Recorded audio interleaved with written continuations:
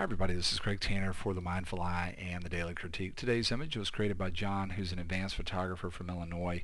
John shot this on a trip to the Milwaukee Art Museum. We don't have the metadata here, so I just want to get right into it.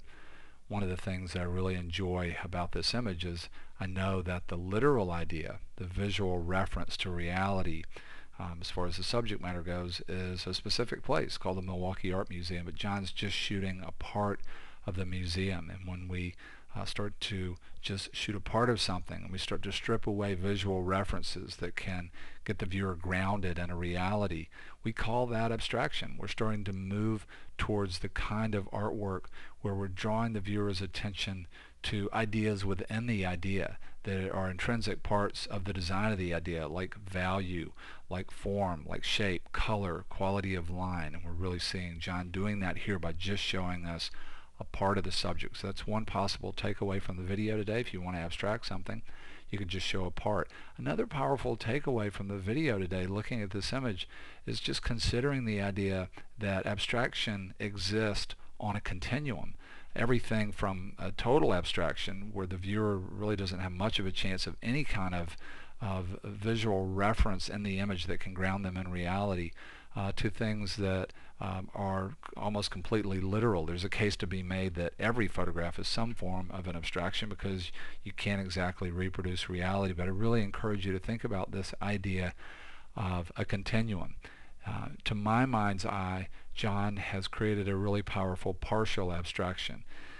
This architectural can light right here in particular, to me as a subject, is close enough to me as the viewer where I can get a sense of what it is, and it can start to talk to me about the type of space this might be, and also give me a sense of the scale of the space. I see more of the lights going away here and start to make up a story. If I don't know this subject from these visual clues right here, if I've never been to this museum, I could start to make up a story about the scale of things, about the scope of things. One of the things that I love about partial abstractions is that it creates layers of story. It can be a lot more multi-dimensional than just a full abstraction or a literal description of the subject. In this image, I can go back and forth between areas that are more about just the intrinsic ideas that make up the overall idea, and then I can go back to a place where I can get grounded in reality. And even more than that, let's say this is enough of a clue to help me to understand a little bit about this space, but not enough to remind me of this space because I've never been there. And so one of the cool things about partial abstractions is that it can create a whole nother layer of story for each individual viewer, and that's the story they start to make up about, okay, this is what I think it is, and then they add information out here, and they may stay with the image a lot longer. So I really encourage you, as you look at this image today, to think about the power not only of abstract versus literal, but to think about the idea that there's a continuum when it comes to the idea of abstract, everything from full to partial to literal.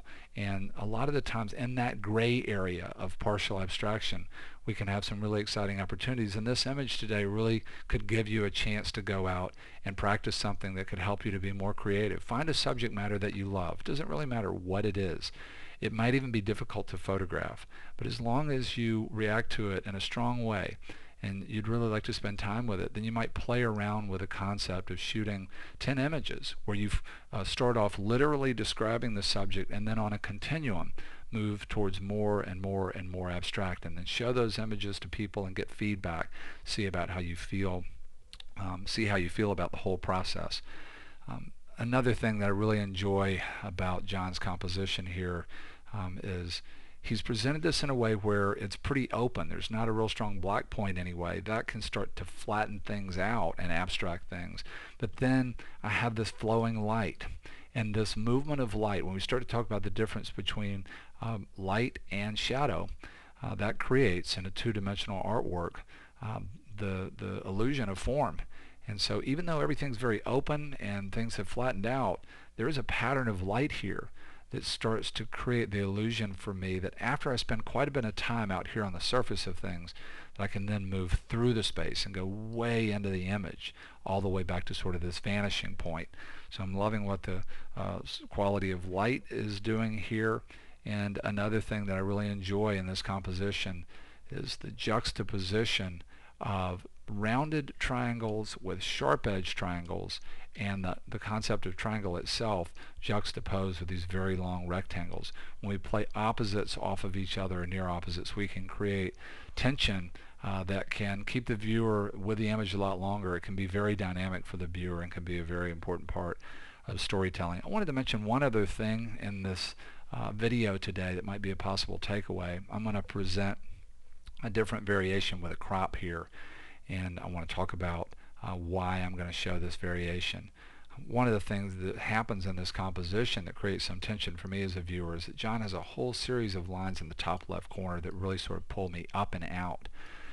In the West, we're trained in a very powerful way to start at the top left when it comes to looking at media and end at the bottom right. So that means that the top left hand corner of the frame, before we put anything in there, has an enormous amount of visual weight.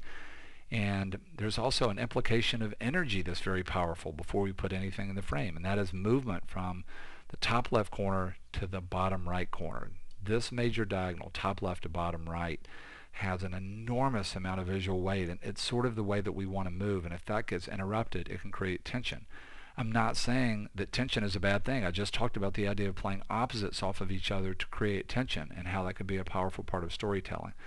But what's neat about learning the language of design and studying the natural way that we look at images and systems in nature that affect design is then once we are aware of these things, then we can decide whether we want to work with them to create a feeling of closure and unity and balance and ease of movement for the viewer, or to work against them to create another kind of feeling, or whether we want to play two energies, tension and the idea of closure, off of each other in a way that's dynamic. If we crop this image from the left hand side, I think for a lot of viewers there's going to be a very different feeling in terms of how you move around the image. So I've already pointed out right now there's a whole series of lines that really move against the natural flow in the image. So if we come in with a crop tool and we do a pretty significant crop from the left and come all the way over to where we really accentuate this line that does move on the dominant diagonal from top left to bottom right. We go back and forth a couple of times here. I'd love to hear your feedback on the way you feel about moving around in the image. One of the things that I enjoy about this crop, in addition to the idea of creating more of a feeling of natural movement from the top left to bottom right on that major diagonal, is that when I crop the image, and I don't crop it in a proportional way, I only came in from the left side, I push this towards more of a square, and right now I feel like that overall the subjects that I'm seeing in this frame are congruent with the idea of more of a formal symmetry in the framing device. What do I mean by that? I feel like now I have a triangle here and a triangle here, so on one diagonal I have a real strong sense of sort of finished triangles, and then on the other diagonal, same construction material. So I have, even though this pattern of light is kind of breaking this up, in terms of value and luminosity and construction material, these corners are the same and these corners are the same, and a really important subject to my way of thinking about this image has now sort of been put into more the middle, and we could even from here come down a little bit more from the top. I don't want to come down much at all because I don't want to lose much of that can light, but if I come down a little bit more, I can do something else here that's sort of supported by the square. I can imply the diagonal here, and I can start to imply the diagonal here and start to set up an implication of this image in a symmetrical way, being designed along the major diagonals. I want to say a big thank you to John for sharing a really beautiful abstract of the Milwaukee Art Museum with us. Would love to hear your feedback about the critique today. I want to say a big thank you to you for being here, and hope to see you again real soon in the Mindful Eye.